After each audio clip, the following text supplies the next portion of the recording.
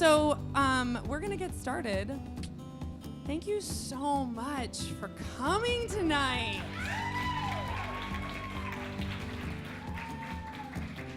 Whew. I feel like I should have start the crying, because we all know that's going to happen quite a bit. Damn, I just keep doing that. Hi. So, tonight is a night of storytelling about motherhood. And that, looks a lot of different ways for a lot of different people, right? And the way that I met the mother that is going to be the first person to talk tonight is that we both did a story at Latitude 56. And the theme was first kiss. And so I told the story of the first time I kissed my son, Abraham, which of course was the day he was born. I didn't withhold love for a long period of time or anything. Like when I was a teacher and they told us don't smile till Christmas. Are there any teachers out there who have heard that? Did anybody give you that advice? Don't smile till Christmas? Because you can always loosen up, but you can't tighten up a ship. No? Anyway. There you go. Someone knows what I'm talking about. So start tough. Not with your baby, though. So anyway, she told a really incredible story about the first time she kissed a new kid on the block. Oh, what? Yeah, new kid on the block. And so I loved that story. Thought it was awesome. And a while later, I ran into her at Tatsuda's. Shocking. And, oh, there it is. Whew. Now we're not in a wind tunnel. I can back off. Nope, gotta stay pretty close. So I ran into her at Tatsuda's, and she asked me, how are you doing? And also, I loved your story. And I was like, I loved your story. Speaking of stories, would you potentially want to be in another storytelling event? And she was like, because she's Katherine Tatsuda, yes! I would. She's just so enthusiastic, which is on my level, right? Enthusiasm is a thing I do deeply. So she was super into it, and that jazzed me up because I just kind of started to make myself set goals and you have to call Maria, you have to book the venue, you have to set a date. These are the way things get done. And so involving Katherine was just another, ski pole up the hill. It's all right, now there's someone else who's going to do this with me, so I have to mean it. So she has so graciously agreed to come and do this show with me, which it's just so incredible. So we're going to welcome Katherine Tatsuda right now to the mic.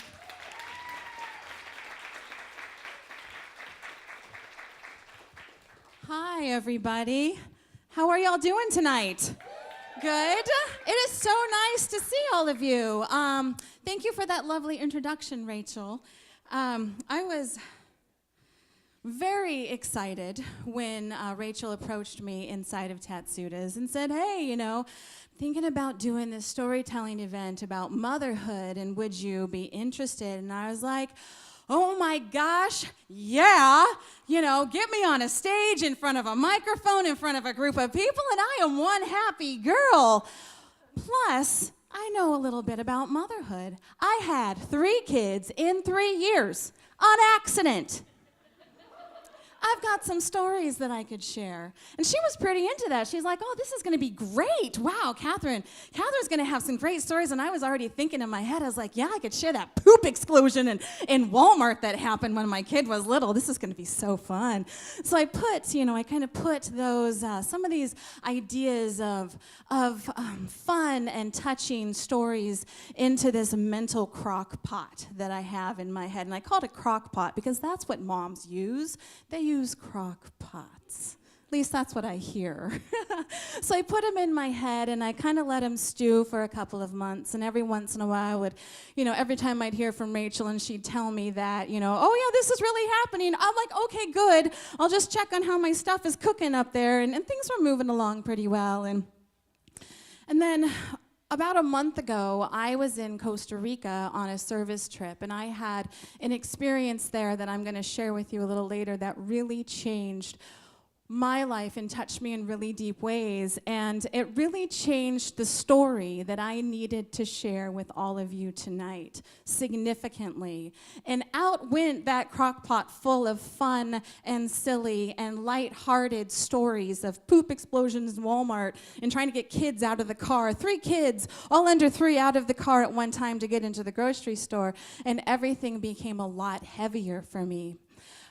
Because I really needed to share with you my growth path in life from where I was as a young child to where I am now. And that has not been easy. And a lot of that surrounds motherhood and my own personal experiences with my own mother, and then becoming a mother and learning how to love not only my children, but also myself, so that I could be in this place in Costa Rica and had this amazing experience. So I'm going to try not to get too heavy. I was talking with Rachel last night, and she's like, "You're going to drown people." I was like, "Okay, we will change what I talk about a little bit, so I'm not drowning people with me."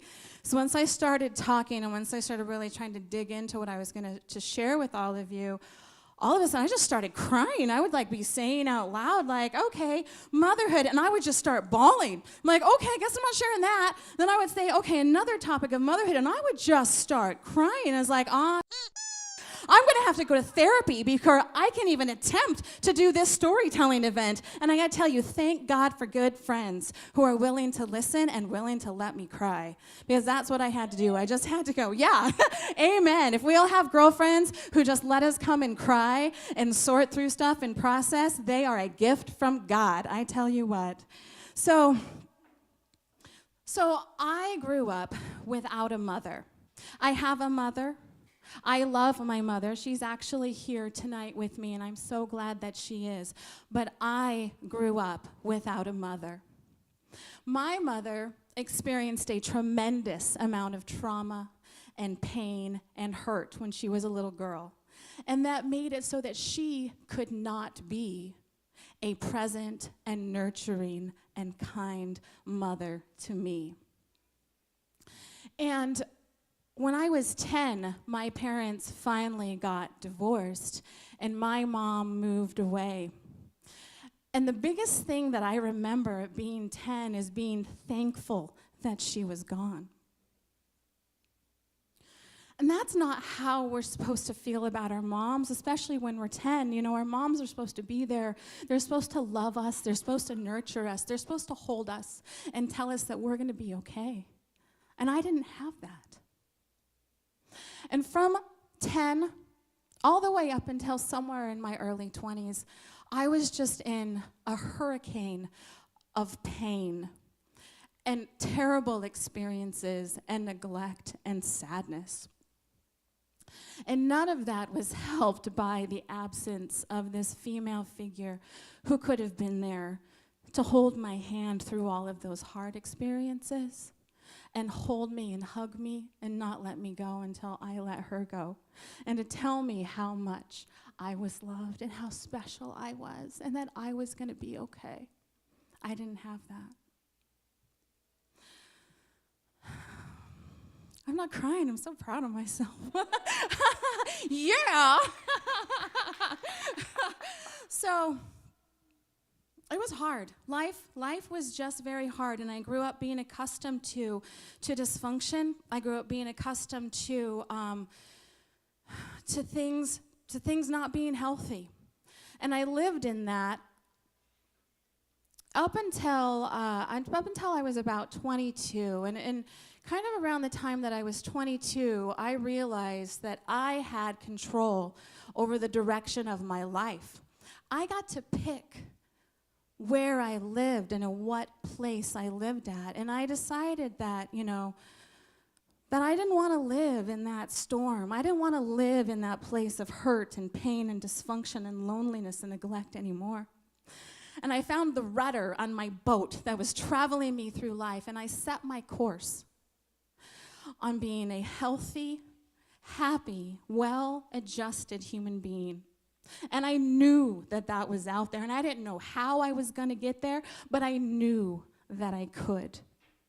And so I charted my course and I set my intention, and off I went into the world carrying all of those scars and carrying all of that hurt of believing that I wasn't good enough, that I wasn't lovable, that I wasn't worthy, that there was something deeply wrong with me because nobody seemed to show that they loved me.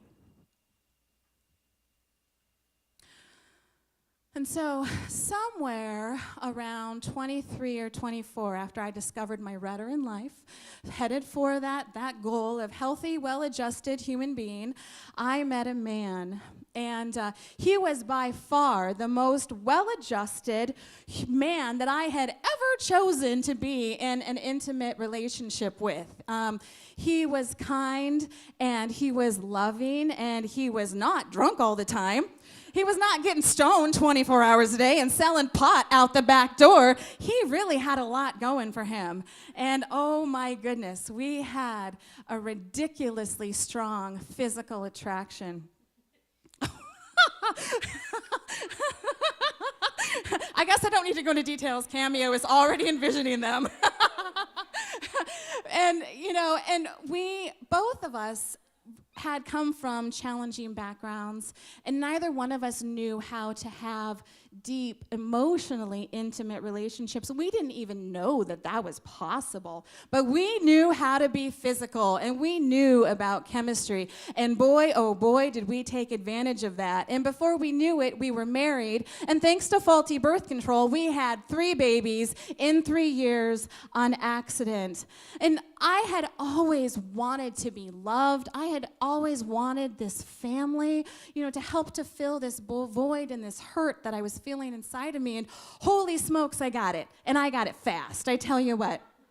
And any of you, so I just wanted this family. I wanted this love, and I was thrown into it. And all of a sudden, I've got, my oldest turned 3 about 10 days before my 3rd child was born.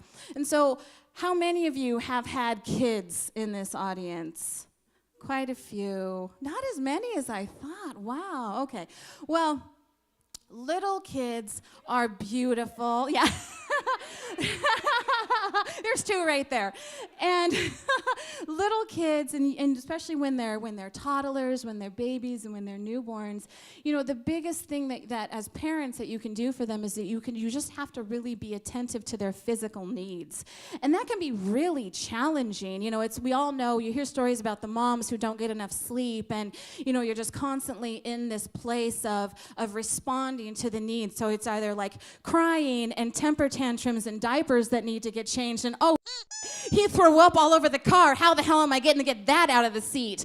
And we were literally living in, for I don't even know how many years, I lost count, but we were living in this place of just kind of being in survival mode and taking care of the physical needs of these children. And that's hard, and that it's exhausting. And it's, oh my God, it's hard. But the way that, times 3, it just made it just exponentially worse. But how parents get through this is through those small joys and those milestones that our kids go through that bring us so much happiness, that touch our heart in so many different ways. It's like we celebrate the first smile. I got first smiles times 3 in a very short period of time. We celebrate the first time they can sit up on their own. Oh, I got that. And I celebrated those so much. And, when you celebrate when their first tooth is coming in and their first haircut, and when they're doing, their first steps, and you celebrate their first words, and on and on and on. And it was learning how to find joy inside of all of those challenges, inside of waiting in a sea of diapers and bodily fluids, and taking those moments to come up for air and celebrate those good things. And through that, and through mothering 3 little kids in such a short period of time, and going through that hardship with them, and also learning how to experience joy, part of me healed. And I learned how to experience joy when I hadn't known how to do that before.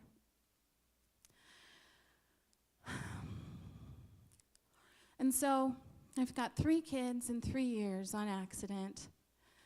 And I have my chart set still, though, because I'm still healing and I'm still recovering from this trauma that I experienced that was back here. And I knew, okay, I will be a healthy, happy, well-adjusted human being. And all of a sudden, also, I had a chart set for my children that said, I'm going to raise these kids to be healthy, happy, well-adjusted human beings who know that they're loved. Because I didn't know that I was loved for so very, very, very long. My chart is, my course is set, my kids' course is set. And now we are quite a long ways past baby years. We're quite a long ways past toddler years. We're quite a long ways past even, early elementary. My oldest daughter is 13. My middle daughter is 11 and a half, and my youngest child is 10. And going through that process of as they're getting older and as they're going into school, and it's becoming less and less about taking care of their immediate physical needs, but really being aware of their emotional needs and helping to guide them through the challenges and the joys that they experience in life, so that they know that they're not alone in this process, that I'm going to be there by their side. And overcoming all of that stuff that I went through, and it's been a real challenge for me, especially, once I got to the age I was when my mom left, it brought up all sorts of ridiculously hard emotions. It brought up all sorts of fears, like, am I going to leave my kids too, like she left me? No, I'm not going to, because I have a choice. My mom did too, but she just couldn't. She needed to find that professional help. She needed to do what she needed to do. But I'm at a place that I was able to be there and say, I'm committed to these babies. I'm committed to loving them. And I'm committed to helping them get to that final destination of being healthy, happy, well-adjusted children or adults who know that they're loved. And so that's where we are. And through learning how to overcome the struggles of all of my own personal internal stuff, through having these three kids and learning how to love them and learning how to embrace the joy and embrace the challenges and learning how to understand my emotions so that I could help them to understand theirs, I healed and I got better. And I can be in front of you now and I can share this story with you and I can say that, I reached my goal, my destination of being a healthy, happy, well-adjusted adult so that I can help to continue to drive that path for my old children so that they can grow up to know that they're loved and not ever have to experience any of those things that I did. And so I set a new course for myself. I said, well, I made it. Look at this. Look at how far I've come. But where can I go next? What can I do next? How can I be better? How can I give love? How can I add value intentionally to people that I come across every single day? Because that's the person that I want to be. That's who I want to be. That's where I want to go to. I want to be able to be the embodiment of love, and I want to intentionally add value to the lives of not just my children, not just my friends, not just my community, but I want to be able to touch the lives of people around the world. And a month ago, I had the opportunity to go on a service trip to Costa Rica as a part of the John Maxwell Foundation. The government of Costa Rica had invited the John Maxwell Foundation and 250 of the John Maxwell team coaches to come into the country and do intentional living roundtable trainings with the people inside of the country. And when I say intentional living, that means that we were talking with people about how they can improve their lives by being conscious of the attitude that they have in life, by being aware of, if they're purposefully focusing on integrity and understanding how important forgiveness is and work ethic and the power of listening, as well as a whole slew of other values, that if everyone and if all of us in this room think about that and we work towards improving ourselves in those different areas, we will lift ourselves up. And by lifting ourselves up, we will naturally lift all of those up around us. So I went to Costa Rica, and in 3 days, with 250 coaches, we trained over 15,000 people, all the way from the government, inside the medical system and education, and then the arts and the churches and nonprofits and small business, all throughout their entire sectors of their economy and of their culture, to how to purposefully live better lives. And that was incredibly empowering for me and incredibly meaningful and significant for me. And I felt like, wow, everything that I've gone through, all of these challenges and all of this hurt and all this pain, but all this joy and all this growth that I've experienced through the life-changing work of mothering up brought me here, and look at this. And so we spent 3 days doing those trainings, and then I had volunteered to stay in Costa Rica for an additional day to do a service project with an organization called Hope Partners Costa Rica. And Hope Partners, what they do is they take different organizations and they bring them into to the schools, to the elementary schools in the most poverty-stricken neighborhoods of Costa Rica. And so that's what they were going to do with us that day. And in the morning, they gave us about an hour-long training, and they talked with us about, first off, they gave us a little bit of history about Costa Rica, and they said, well, Costa Rica is about the size of West Virginia. There's over 4 million people who live here. 20% of that population lives in poverty. And, Costa Rica is known for its beautiful beaches, its lush rainforests, its waterfalls, its volcanoes. Okay, you are not going to see any of those today. And they said, what we're going to do is we're going to split you up into groups, and you guys, we're going to take you and we're going to spend an entire day inside of a public elementary school in these most poverty-stricken inner city neighborhoods. And we just want to tell you a little bit about the life of these kids that you're gonna interact with in these schools. They live a very challenging life. They see things in life that many of us will never, ever, ever, and should never see.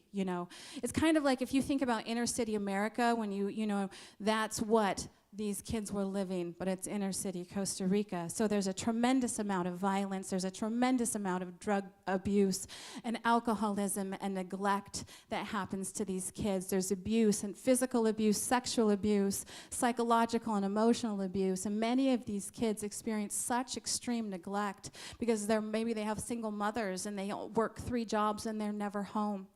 So we want you to know what these kids go through. And there's so many kids in these neighborhoods that these kids can only go to school for half a day because we don't have enough services to take care of all of these kids and give them everything that they need. So they spend half the day, and then a new group of kids come in.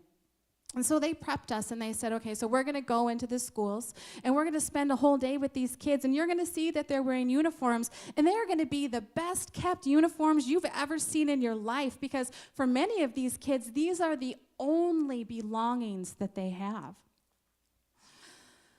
And what we want you to do is, we're going to go in and we're going to spend half the day. We're going to split you into a group, and half of you are going to go into the classrooms, and you're going to work with the kids, and you're going to do art projects with the kids, and the other half of you will do facility improvements.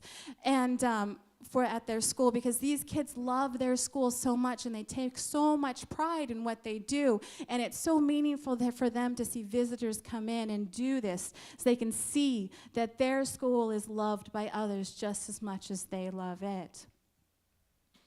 And they said, but really, what we really want you to do more than anything is we want you to love these children. When you go into the school, give them attention. Show them how important they are to you. Give them high fives. Give them smiles. Practice your terrible Spanish on them. And if they hug you, do not let them go until they let you go.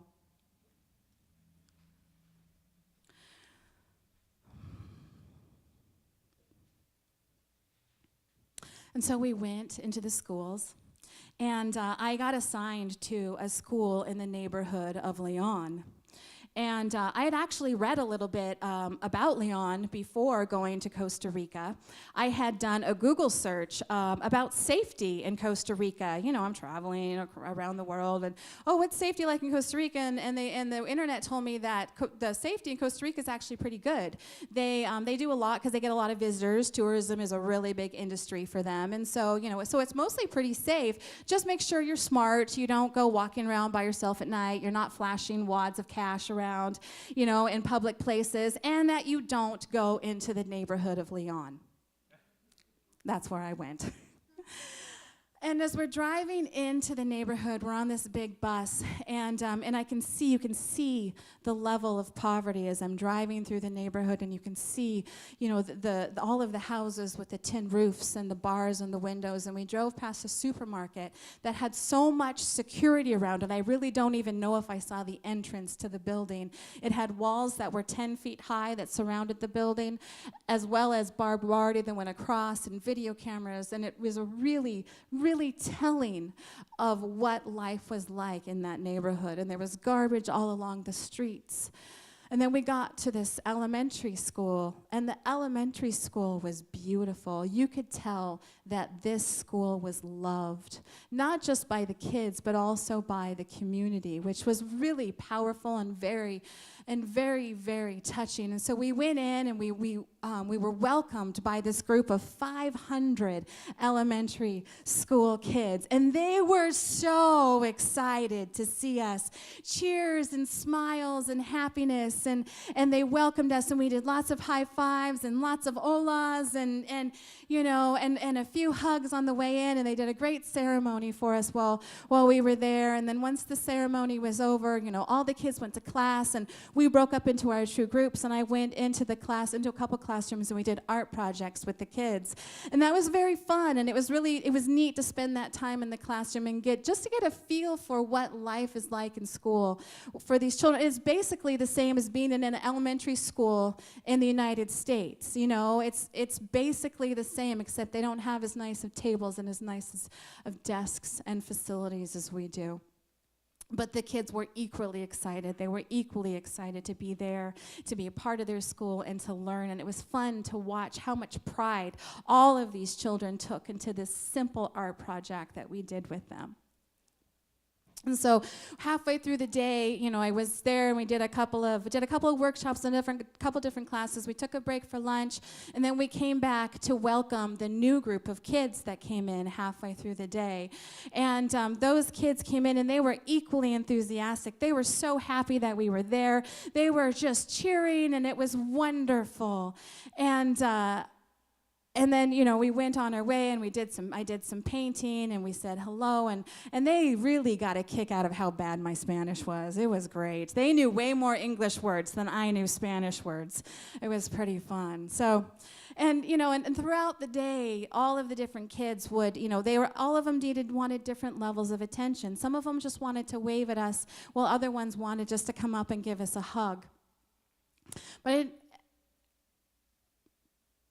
So,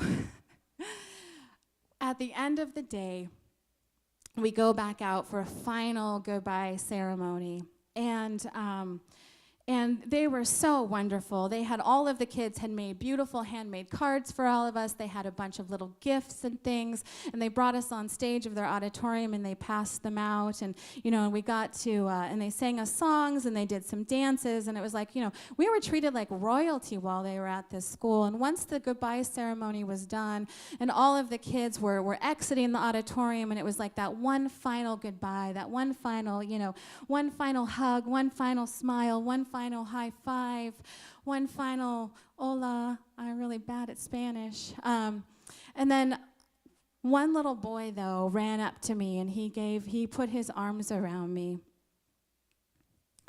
And I was like, okay, and I hugged him, and I waited for him to let me go, because that's what they told us. They said, don't let these kids go if they hug you until they let you go. And he did not let me go. He held on to me, and he held on to me, and he held on to me. He held on to me for 30 minutes. Have you ever had a hug from a child that you don't know? Or just a child that you do know for 30 minutes? I never had.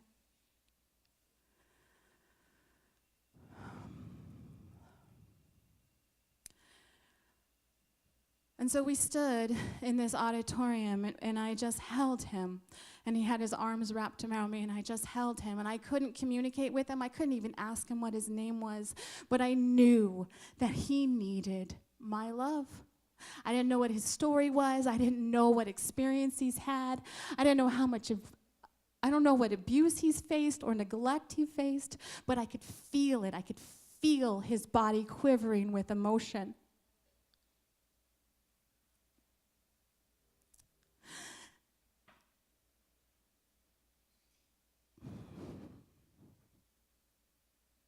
And so we stood there for 30 minutes. And I intentionally just poured everything that I had into him.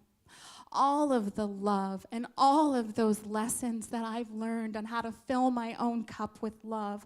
All of that power that I learned from the life-changing work that I've done to mother up so that my kids can be healthy, so that I can be healthy, so that I could be there in that room to give that little boy the love that he needed, hoping and praying that it was going to be enough to last him his entire life, if that's what it needed to be.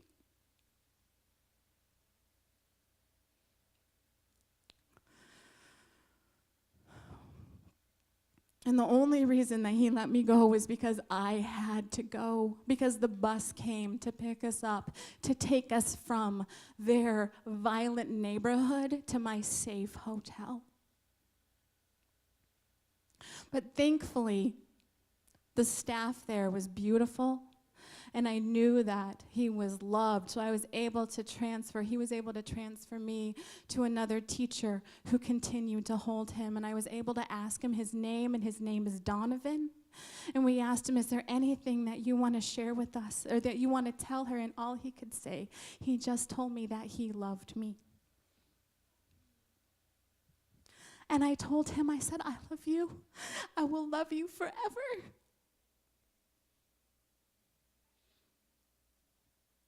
I will love you forever.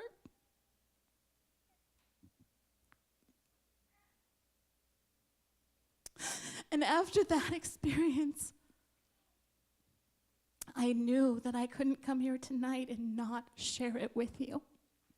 And not share with you this journey that I've been through. Of learning how to navigate myself through life, so that I could find myself in Costa Rica to be there exactly where I needed to be, so that I could be loving that 10-year-old boy. And in turn, I was actually loving my 10-year-old self.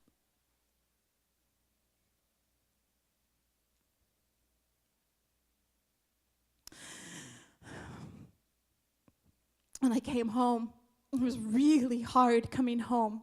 It was incredibly hard adjusting back to regular life after that. But I was so thankful to be able to be with my kids and to be able to share this experience that I had with this little boy, because it's so important for them to know about the pain that other people have and the lives that other people have. And I shared my story, and they were so kind. And all they wanted to do was bring him here and adopt him. They were already planning. They had it planned out. Well, he can live in Jack's room. It's fine, Jack. You can just share his room. He's going to be so happy. We're going to have an amazing time.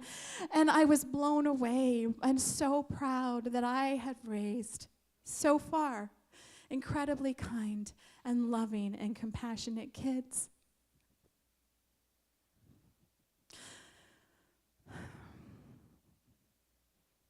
So that's my story of the life-changing work of mothering up. And all of you who are mothers, and even if you're not mothers, we all have the power to direct our lives, to decide where we go, so that we can touch the lives of others in positive and powerful ways. Thank you.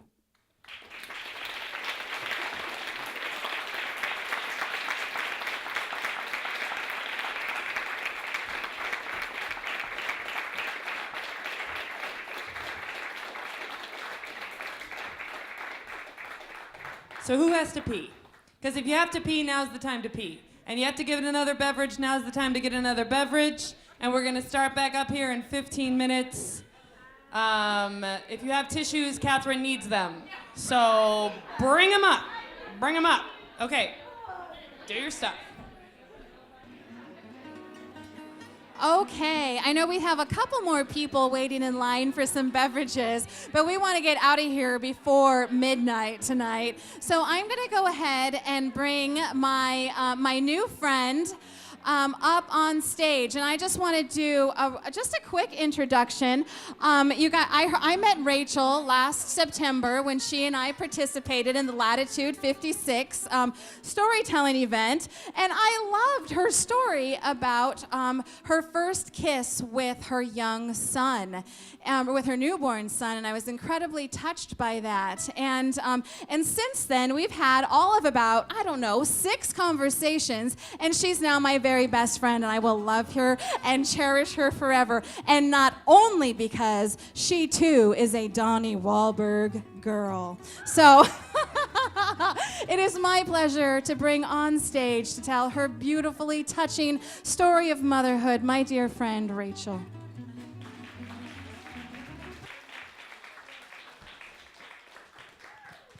Thanks, y'all.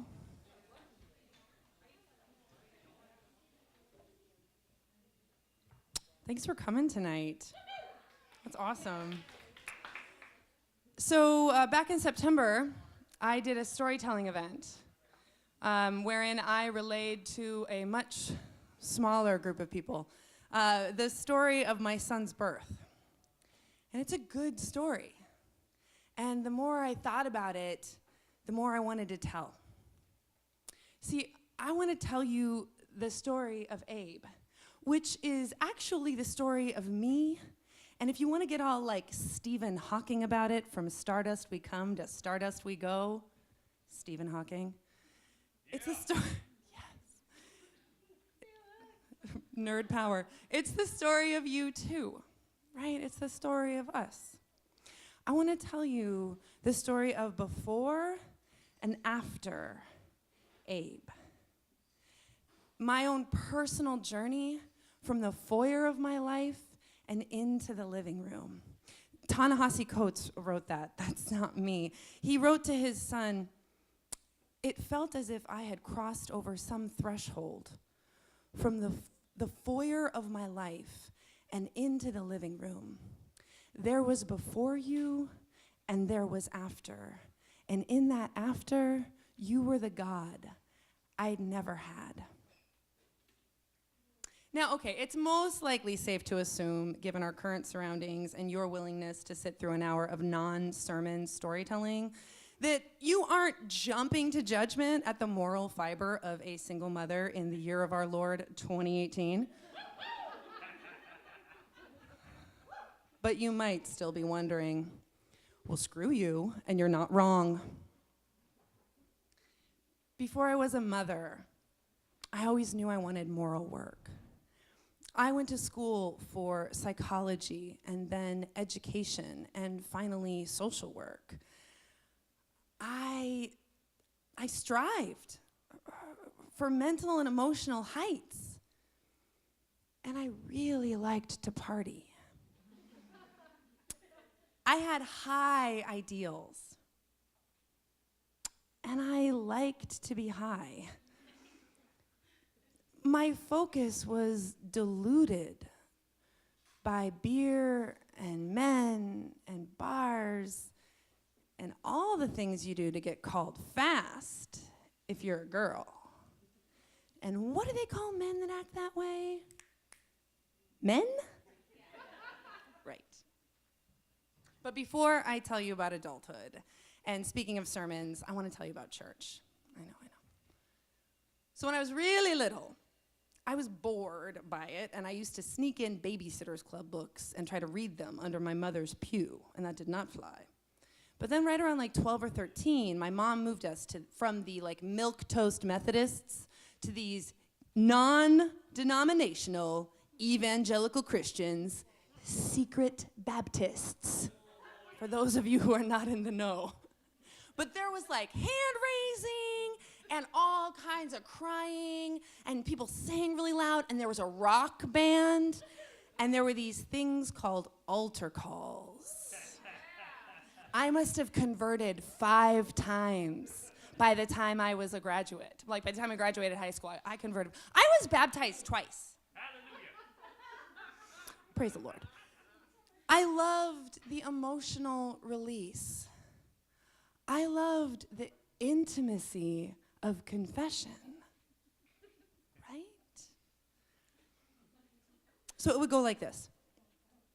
The preacher, after much like hand waving and singing and crying and rock banding, he would step up to the podium and he would just ask anybody to come forward who wanted to accept the Lord Jesus as their personal Savior, or rededicate their life to God or the church or whatever, or if you wanted healing or prayer, right? You were just invited forward. And not every time, but at least 5 times, this like electricity would start at the base of my spine and just start to like move up my body, and I would be caught in between these feelings of like excitement and terror, and then I would finally like jump up, already crying, and run forward. Because I love the emotional release. And the thing about it is, everybody hugs you. And as a mammal, I really like that. I will be available for hugs after this show.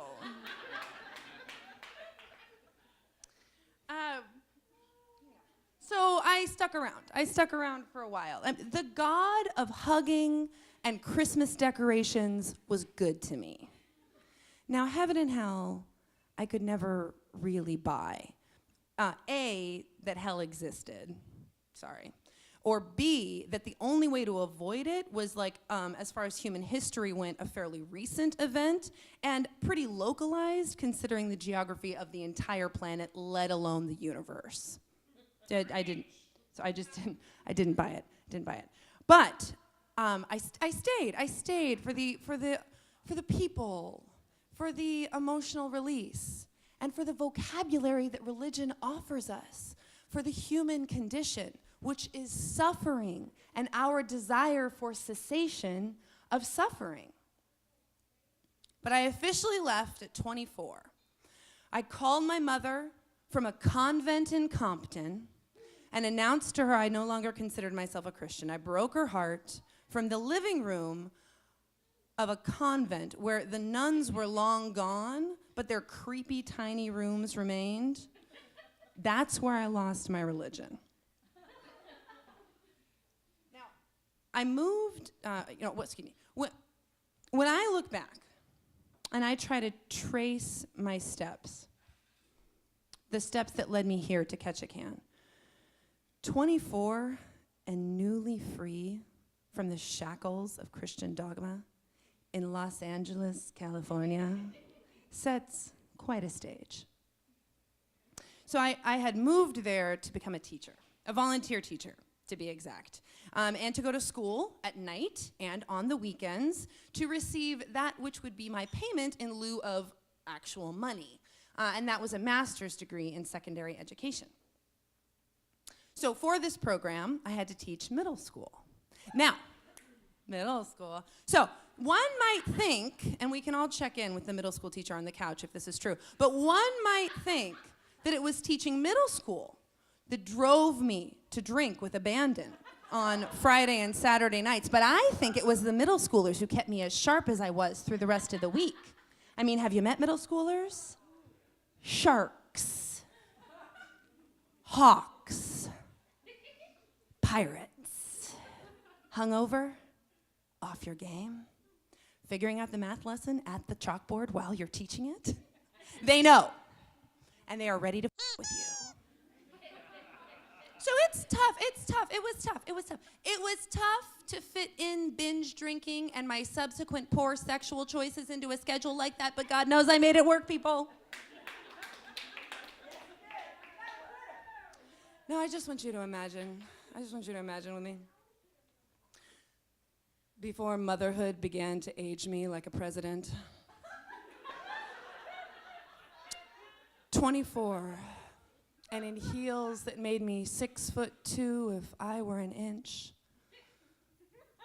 With this ass, I was a killer. A killer!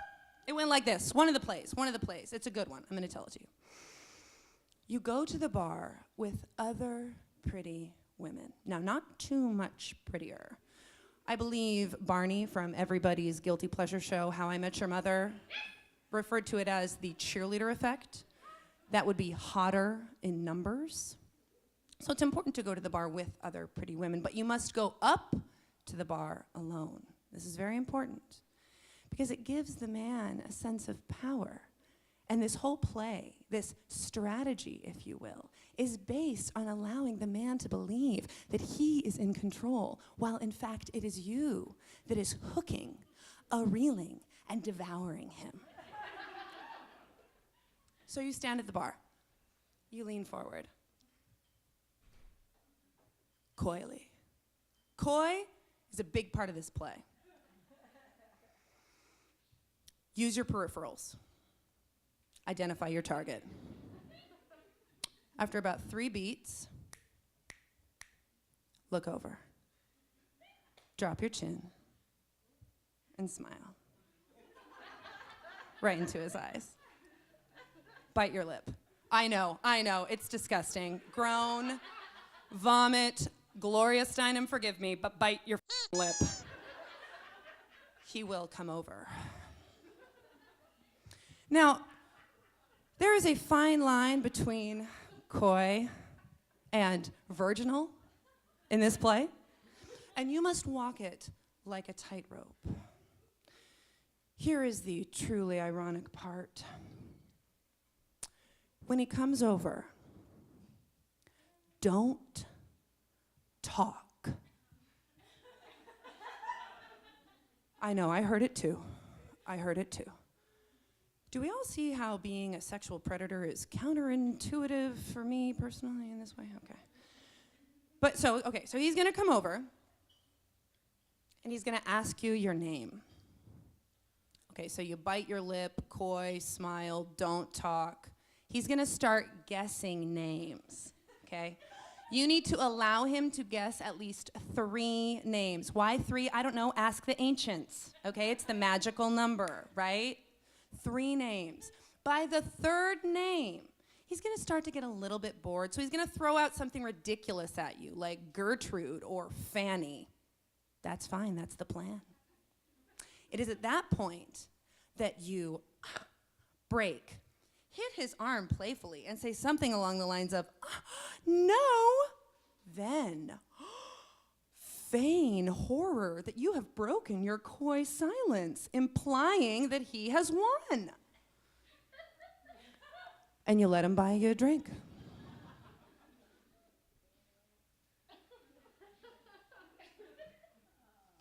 I lived in a convent. I'm not lying. I lived in a convent in Compton. I spent most of my weekends in West Hollywood. I went to school at the very posh Hill neighborhood, or Loyola Marymount University in this Westchester. And I taught in downtown LA.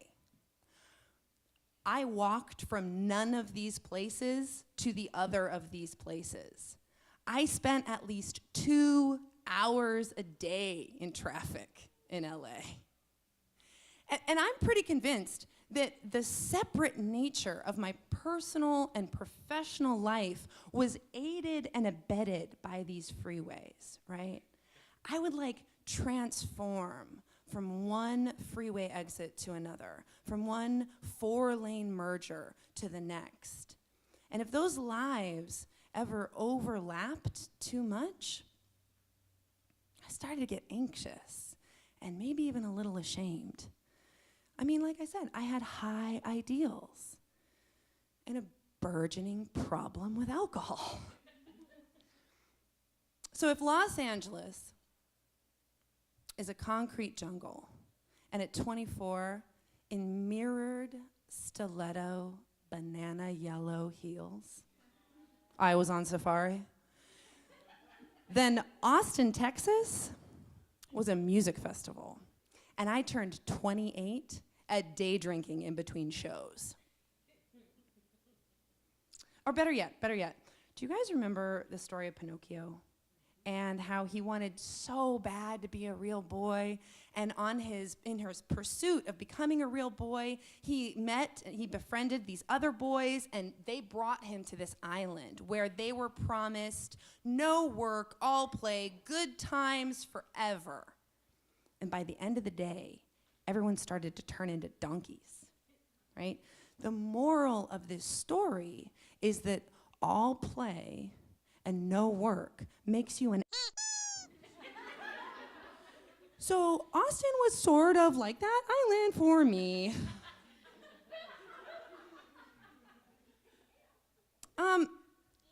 Yeah, you know what? So yeah, it happened. So Pinocchio might have been drawn to his island because of the Ferris wheel and the free snacks. But I was sold on Austin, Texas, New Year's Eve, 2009. Obama was president. I wasn't a teacher anymore. I needed a way out of LA, and I was sleeping with my Peace Corps recruiter, so we all knew that wasn't really gonna happen. It's awkward. So my sister invited me to visit her in Austin, Texas, and she took me to an outdoor New Year's Eve party. Live band, sleeveless, January. Right? That sounds good. It sounds good right now, actually. So the band was known for its blind lead singer keyboardist and his particular sexual fetish. And the band's name was Foot Patrol. And the music, start to finish, all night long, Prince. I swore I would return. So Austin is sort of also like Neverland. You know, Neverland, a city of music, festivals, bars, bucket drinks, literally, bars, shows, festivals, and 30,000 undergraduates. Every year, living that high life, September through May. The beautiful babies of Austin, Texas. The lost boys and lost girls, never to grow old. You know, and on top of that, I made friends with people who liked to throw 12-hour brunches. Right? You start with champagne and end with whiskey. You start with omelets and end with pizza. 12-hour brunches. They threw costume parties and theme parties and pub crawls and writers' workshops, weed party. And they loved to go out. Austin, Texas has an energy like that of a really nice Alaska summer year round. exhausting. Landing there at the tail end of my 20s, just scraping by on my sister's couch, finding and falling for my own personal Peter Pan. Austin was literally intoxicating. So, like Wendy in the story, I was swept away by Peter's boyish charm and his goal to never grow old, day drinking till he was 87. And also, like Wendy, I couldn't hang. But you know what? Unlike Wendy, I tried. What was she doing? Trying to colonize Neverland with English manners and bedtime stories? And what was she wearing? I meant it, people. I bought skinny jeans. I would hipster my way into Peter Pan's heart, and I was gonna drink all the Lone Star beer in that river till it ran dry.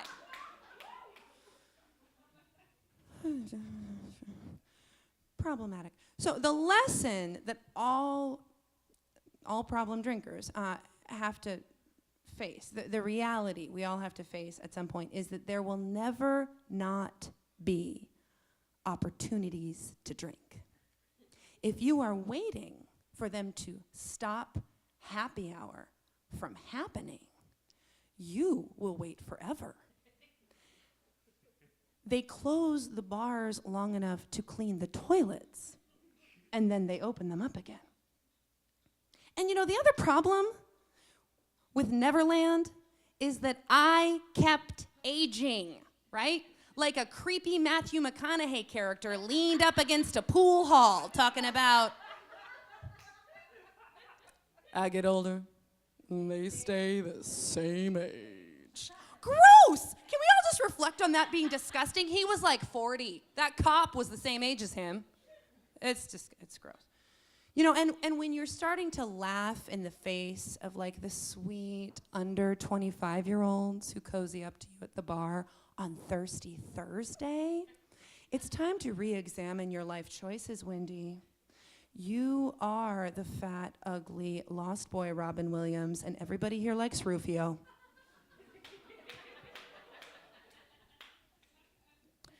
I got called a cougar at 30. And I started looking for an exit. Seriously though, Austin, Texas is a great town full of incredible people doing real work, and I was by no means a directionless drunk. I found work with a nonprofit. I helped kids graduate from high school. I partnered with families. I streamlined services. I found the career I have right now, which is social work. I was distracted.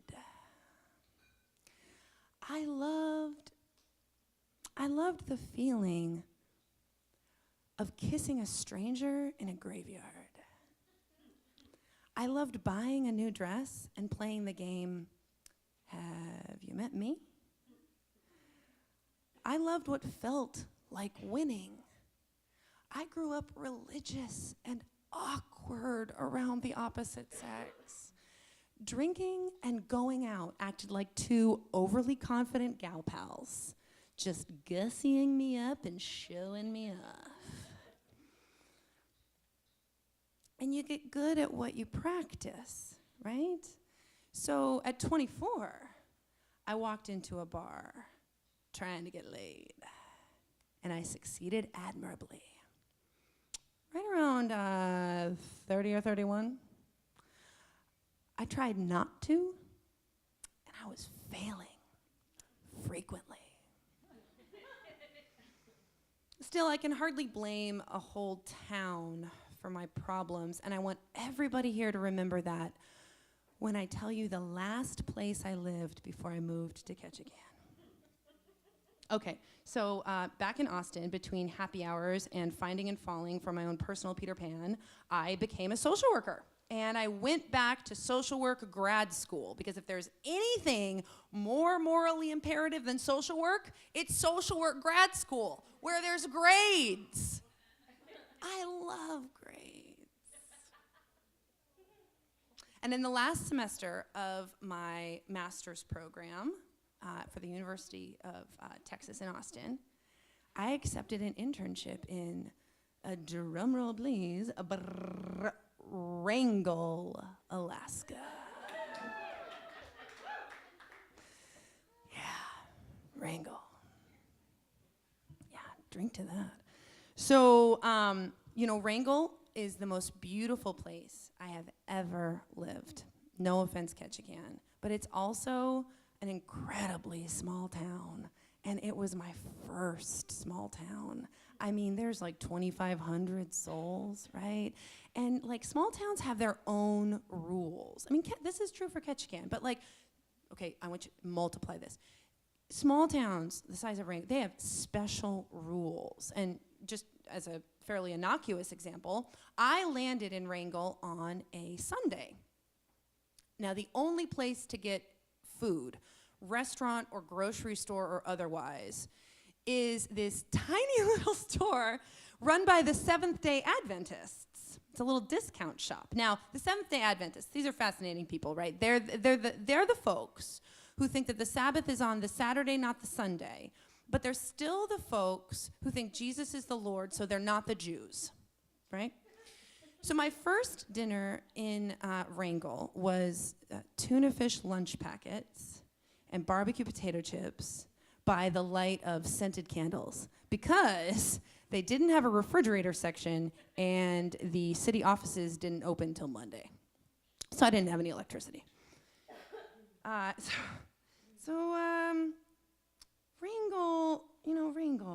Wrangell. I interned with some really wonderful people, and I did some good work, admittedly. But in a town like Wrangell, I was a freak, right? Overeducated, female, single, never married, no children, and I was pulling what I like to call some big city.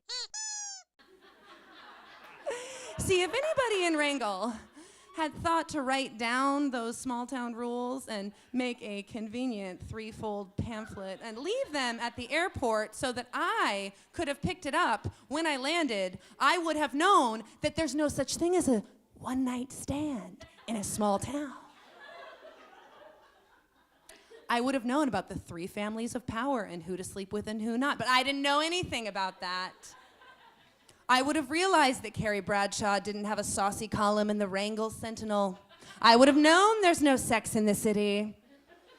But by the time I got to Ketchikan in August, it felt like the big city. Way more people, way less judgment, and a really convenient and lovely population of temporary seasonal employees.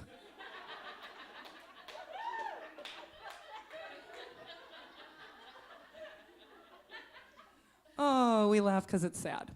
So,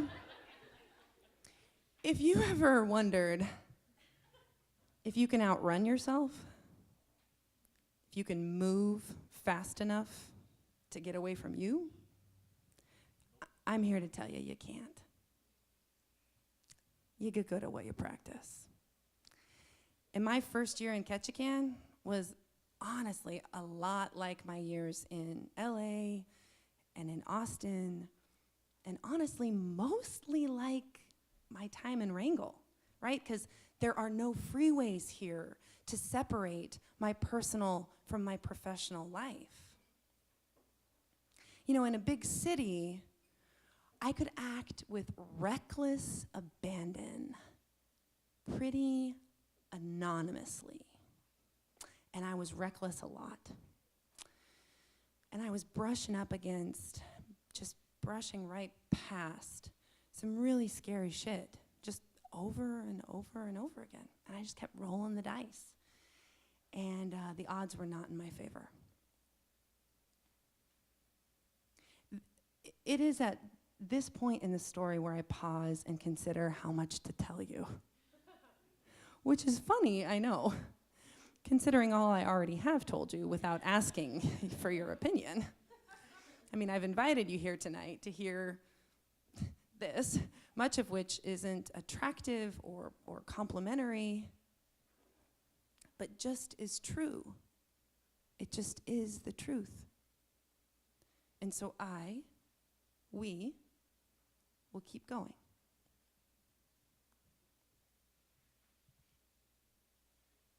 Early in my 33rd year of life, I got my first, and Mary Mother of God help me, my last DUI. I don't know how to make this part funny, so I'm not gonna. I got off work on a Thursday. I met an out-of-town male friend at a bar. I drank the equivalent of 12 shots in under about 4 hours. And I drove all the way home. Now, somebody saw me all over the road, and they called the cops. And they should have. And they met me at my house because I had made it 15 miles. When I was taken to the station, my blood alcohol level was over 0.2%. For those of you who make better life choices than me, the legal limit in the state of Alaska is 0.08. They asked me if I wanted to make a phone call, and I hadn't remembered my phone. And I was so drunk when they handed me a phone book. I couldn't remember anyone's last name. I was released the next morning, and I knew my life could never be the same again. I wanted to be taken apart, piece by piece, and put back together into somebody new. I wanted to burn to ash and rise somebody else. I'm an atheist, and I prayed. Not to God with like a capital G, but to life. I prayed for my life, that I would not waste it, that I would get out, that I would not be alone. I asked for help. I wept for help. And it came slowly and painfully. It came. I called my parents, and they flew to Ketchikan. I told my work, and I was almost fired, and it was never the same again.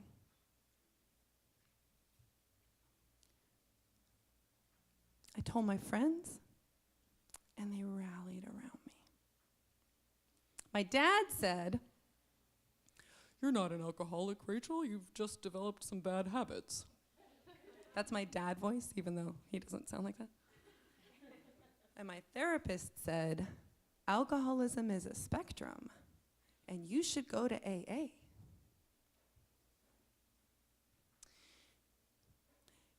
If I am the hero of my life, if I am the main character of my story, then this was my valley of the shadow of death. This was my dark night of the soul. And in it, I found new work, an excellent therapist, and Jason. 2 out of 3 ain't bad.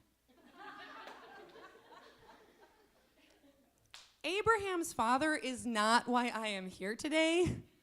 And he is why I'm here today. I wish I could say that I knew his life was better because he met me, but I can't. And yet I can say definitively that my life is better because I met him. To be specific, because of him, because of Abe, because of who I am to Abe. Because of who I am with Abe. Abraham Ezra Breithaupt named after our 16th president, and my great-grandfather was born just before midnight on September 10th, 2016. He was 3.5 weeks early. 3.5 weeks early. But that was not the first surprise in this young man's life. No, not our first surprise in his journey to birth. And you might want to take notes for this next part. This next part is very important. We're going to get a little bit scientific, okay? No, surprise number one. Surprise number one. 1% of all vasectomies fail. You didn't know that. Now you do. Your life is different. I looked that up. 1% of vasectomies fail. Surprise number one. Surprise number two. 100% of pretend vasectomies fail. Memorize these statistics. I'm going to say 3 nice things about Abe's father.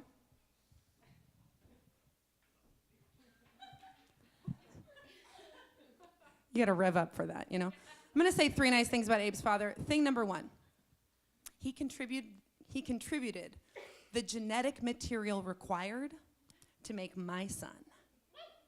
And my son is amazing. Acquiring that genetic material was a good time.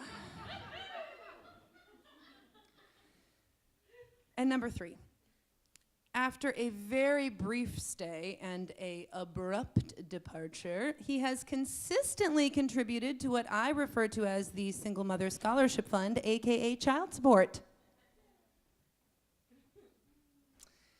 So the day that Abe was born was beautiful. It was one of these amazing fall days where the light's coming in sideways and everything looks like an Instagram picture, but like before we had Instagram, when we would just try to take it and then we'd tell people you had to be there.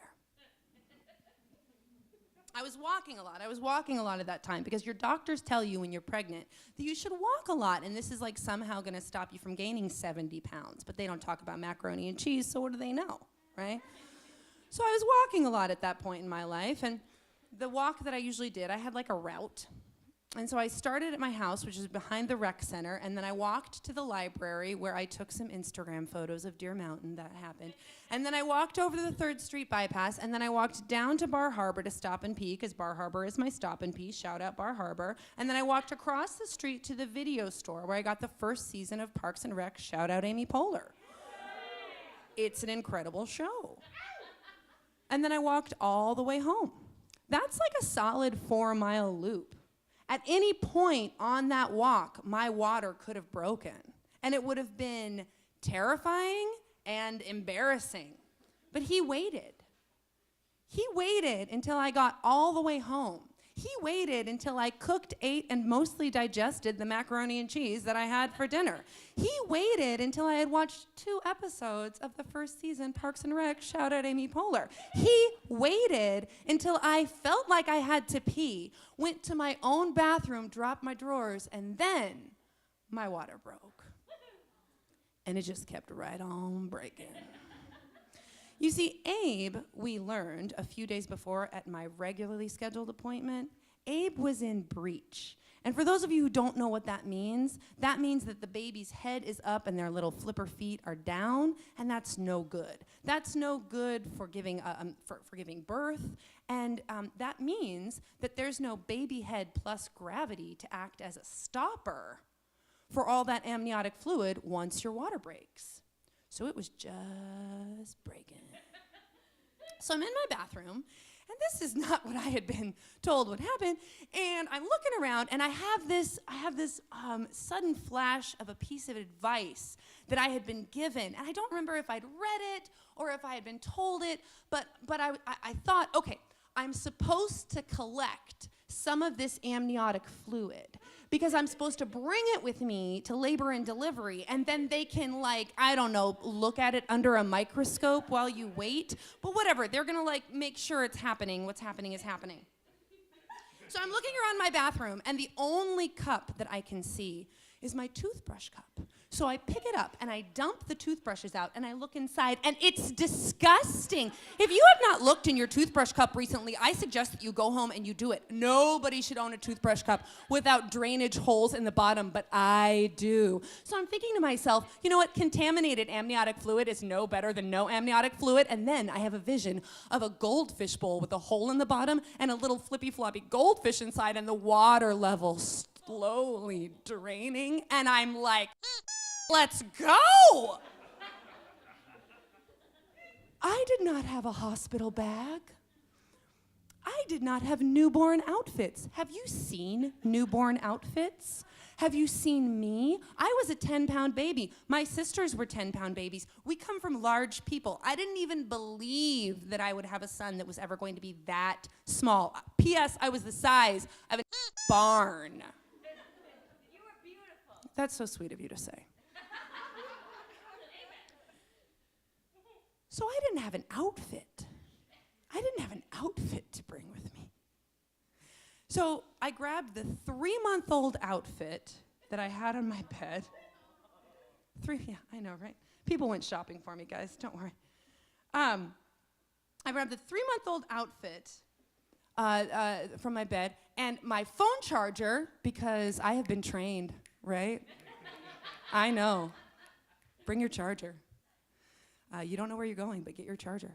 So I got my phone charger and my phone and this baby outfit, and I changed pants into, clean sweats, and I put in one of those gigantic pads that they tell pregnant ladies to buy. Yeah, it's like actually an adult diaper. And I work with elders now, so I can tell you it is essentially an adult diaper. And so I put that in, and I drove myself to the ER. So here's something. They don't want pregnant ladies to go to the ER.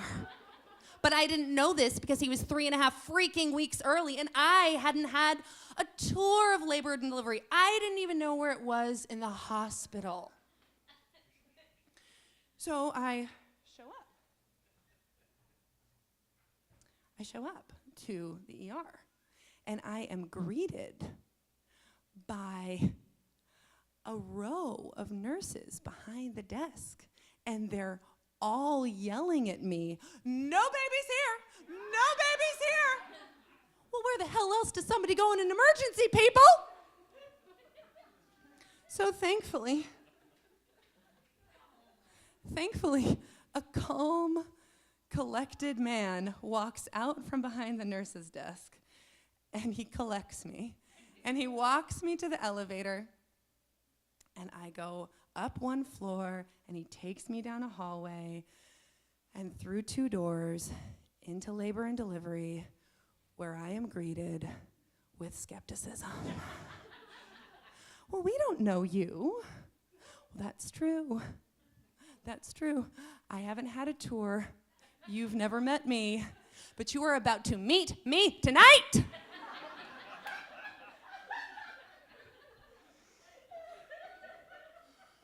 I know, right? It's intense. I skipped a part I want to tell you, so I'm going to back up really quick.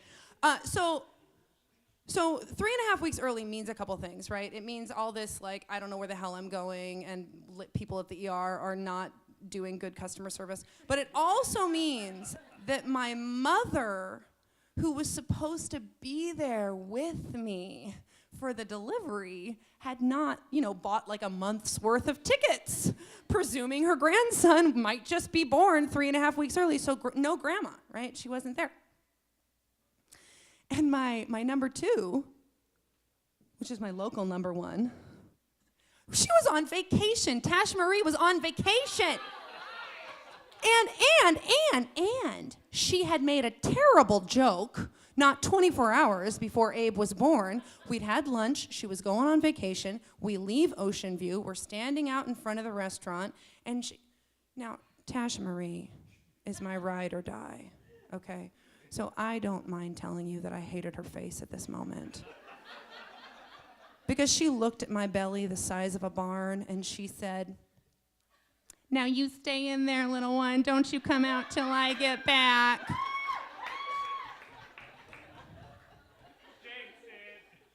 I was at the point in my pregnancy where I believed I would be pregnant forever.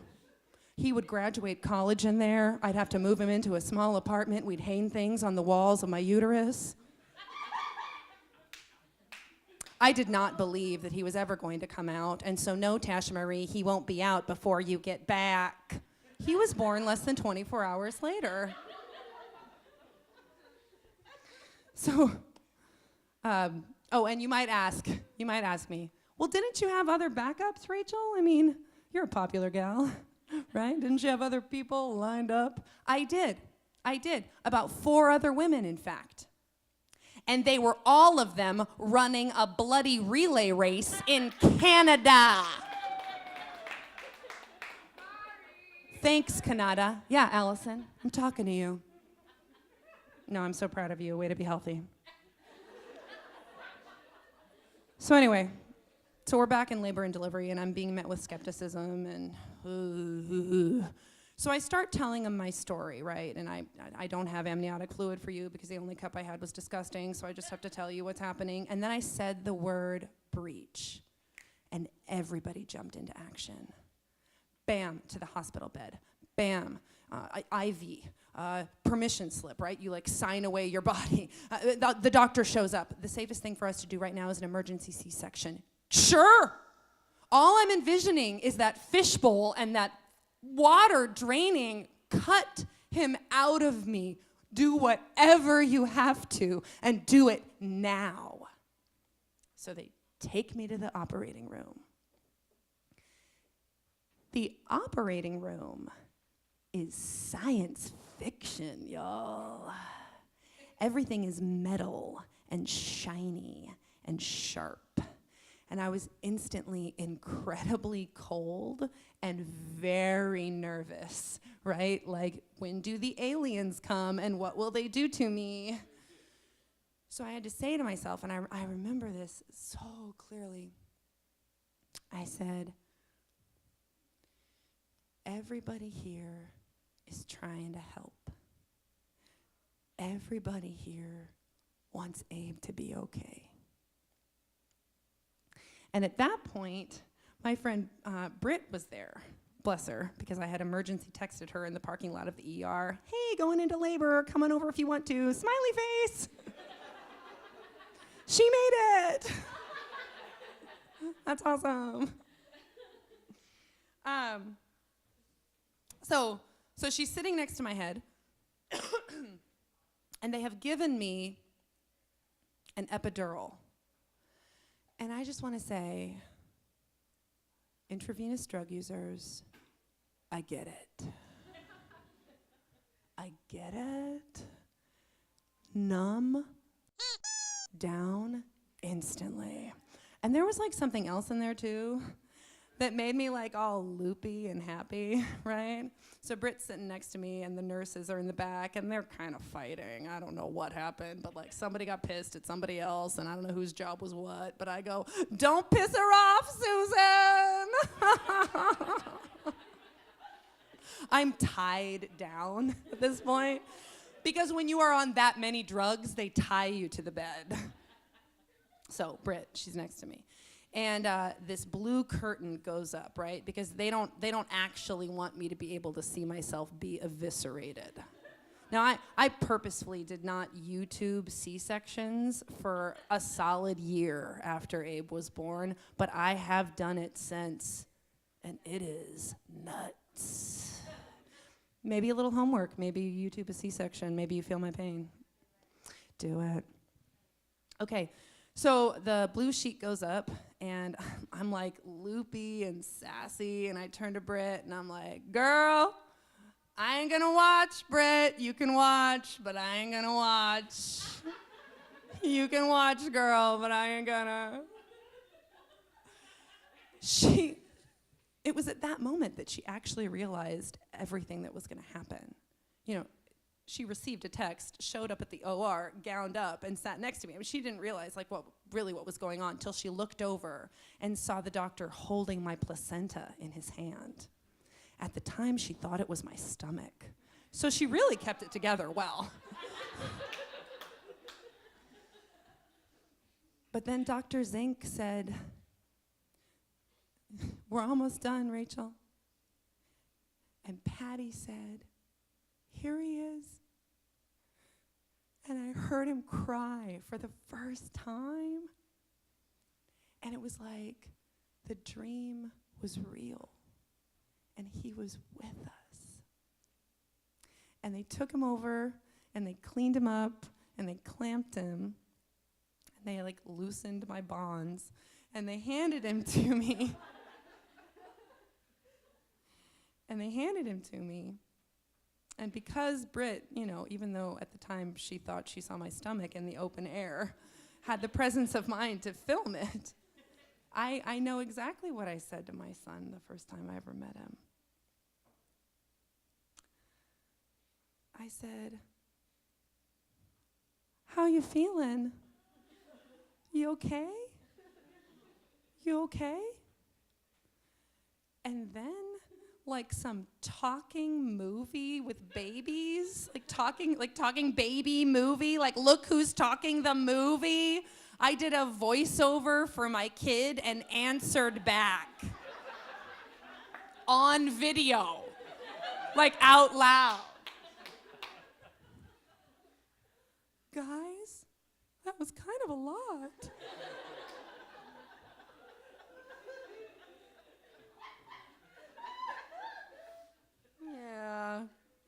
Yeah. And I kissed him. And I became a mother. And this 6-pound, 13-ounce baby that I grew in my own body, he was here. And I was in charge. And I'm still in charge. And before I tell you all the good and noble truths that motherhood has wrought on my life, I'm going to tell you a story about poop. Because motherhood has really touched every aspect of my existence, big and small, important and unimportant. I cloth diaper my kid. I also hate paper towels. So I have like 50 cloth rags that I keep in a drawer next to my sink. And my child is 1.5. So his ability to get the food from his plate and only into his mouth is limited, right? It's fair to middling. He's all grip and like no grace. So I got a lot of baby clothes. The point is, this hippie does a lot of laundry. I've got laundry baskets all over the house. I've got them in Abe's room, in my room, in the kitchen. I've got a floater laundry basket that sits downstairs in the basement next to the washer and dryer for the clean clothes to then get redistributed and then other clothes to be brought back down. If I am not currently doing laundry, I should be. Abe's poopy diapers make it into most of these bins at one point or another, right? Because pretty quickly, they're also going to make it to the toilet for the dunking and then downstairs for the continued processing. And on this fateful day, one of those bins with poopy diapers inside was sitting next to my son's crib on a low dresser.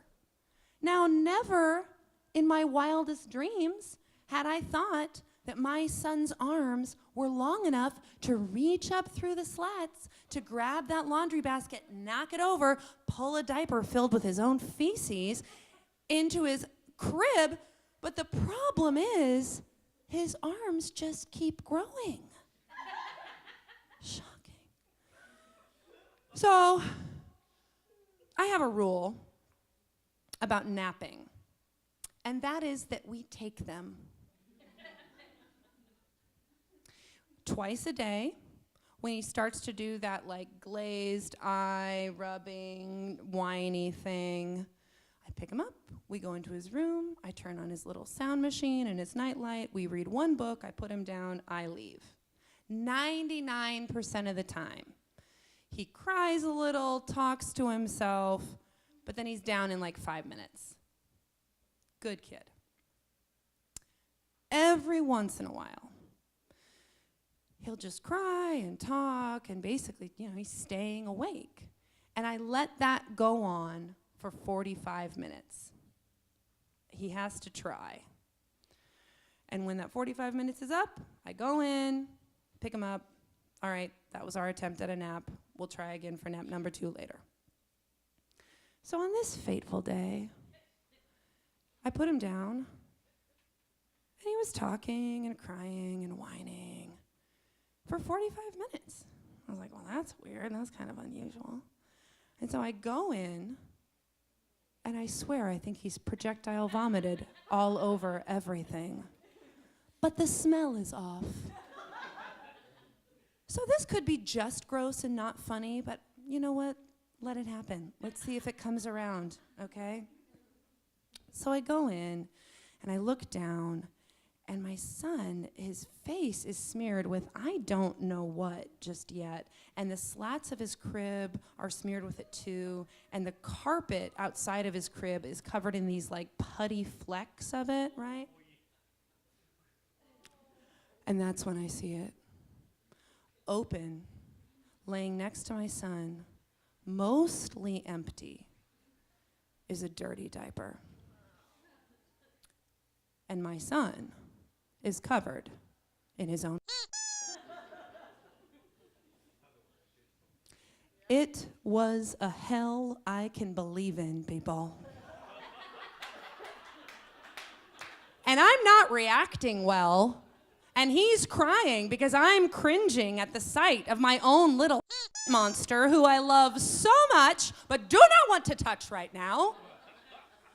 And suddenly it's strategy time, people. What do you clean first? Do you clean the baby? Do you clean the crib? Do you clean the floor? He's in the crib, he's contained. Should you clean the floor? He's covered in his own. Should you clean the shit off him first? Fine. So I Indiana Jones my way to the crib, and I pick up my covered son, and I wipe him off, and I stick him outside the door, and I close it where he begins to scream bloody murder because he has been abandoned. And then I bleach the literal out of everything. Well, motherhood sounds disgusting, Rachel, you might say. I don't want anything to do with that. I only want to clean up my own or maybe my dog's. I hear ya. I hear ya. And if I hadn't been like cliff drop kicked into parenthood, I don't know if I would have had the guts to do this alone.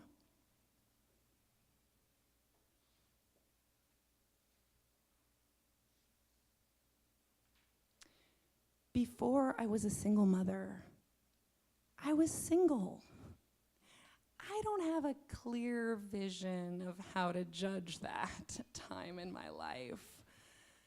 I danced, I loved, I drank too much, I threw excellent parties. I was and am the person who should totally go to Burning Man and should never go to Burning Man.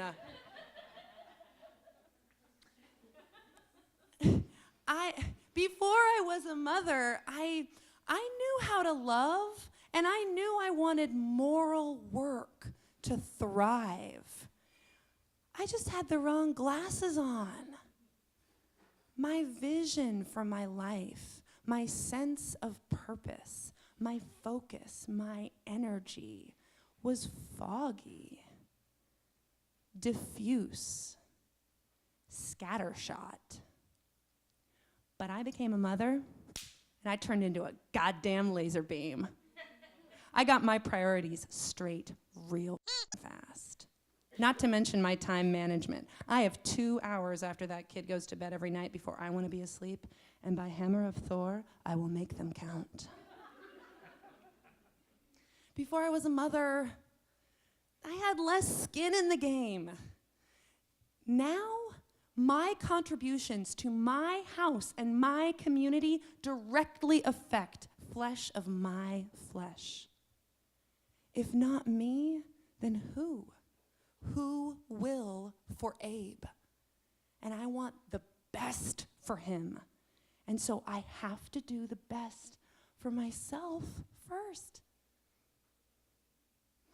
Now, I want everyone to hear me when I say I do not recommend getting pregnant as an intentional strategy of self-improvement or sobriety or weight loss or creativity. No, in full disclosure, I'm no teetotaler. And I'm not saying you have to be to grow up either. I'm just saying that a sustained period of sobriety followed by the gut-wrenching soul work of raising an infant can really hit a reset button. Like, there's life-changing revelations. For example, did you know that you're totally still funny sober?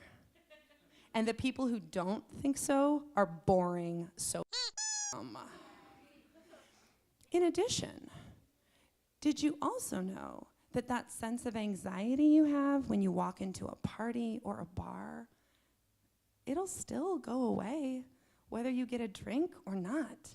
And honestly, deep breathing works just about as well. And you're probably less likely to wake up to sex you don't remember initiating, so bam! We have to laugh at these kinds of things, people. So I'm not going to stand here and tell you that I'm strict in my sobriety, by no means. But I will say that I am drastically more sober than I was the day before I saw 2 pink lines on a plastic stick, which just so happens to be the exact same day I knew I wanted to be a mom.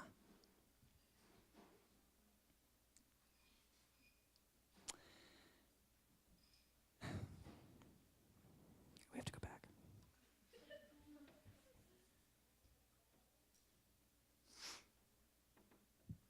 That was the day that began my unraveling.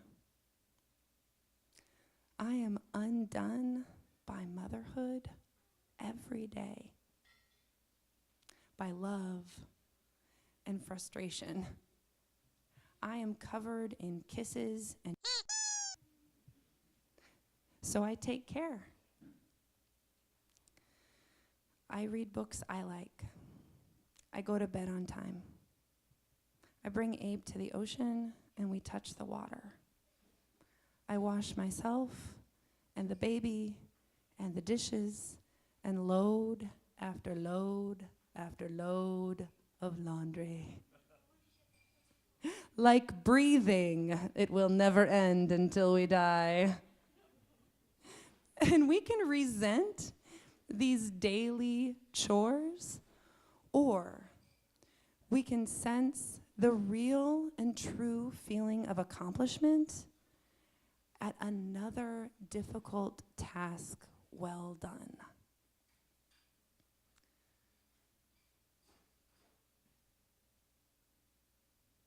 Before enlightenment, chop wood, carry water. After enlightenment, chop wood, carry water. I refuse to end this with some pseudo-empathetic phrase like, whenever God closes a door, he always opens a window.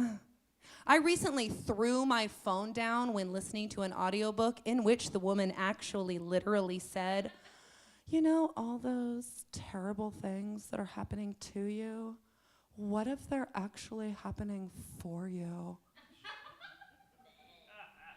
You can go blow that sunshine up someone else's sweetie, because it doesn't do anything for me. Nothing. That's bull. Bad things happen to people all the time, because cancer and hurricanes, okay? So maybe that helps you, but it does nothing for me. But you know, humans are meaning makers. And we are at our best when we are taking care of what we love.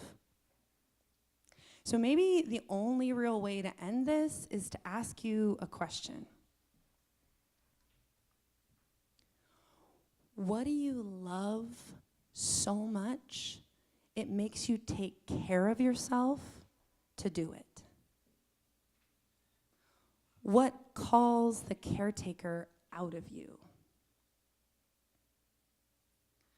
What makes you want to stick around, clear-headed and wholehearted? See, I think that's what people mean when they say you can't actually really love somebody else until you love yourself. So far, motherhood has taught me we can do hard things. We belong to each other and keep going. Thank you.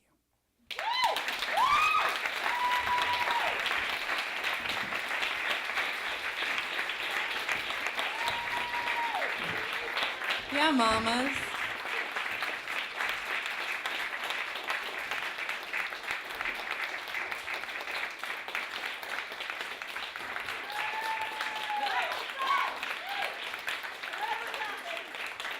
Thank you very much. Thank you very much. Thank you very much. You guys are amazing for coming tonight, and I can't believe how amazing a community Ketchikan is when you think about just something that you want to do, and a couple months later, you have an audience of people who want to see you do it. So thank you to Katherine Tatsuda for participating with me, and for getting like really real and really raw in front of a bunch of people. And guys, thank you so much for coming tonight. Give yourself a hand, and please pay our babysitters.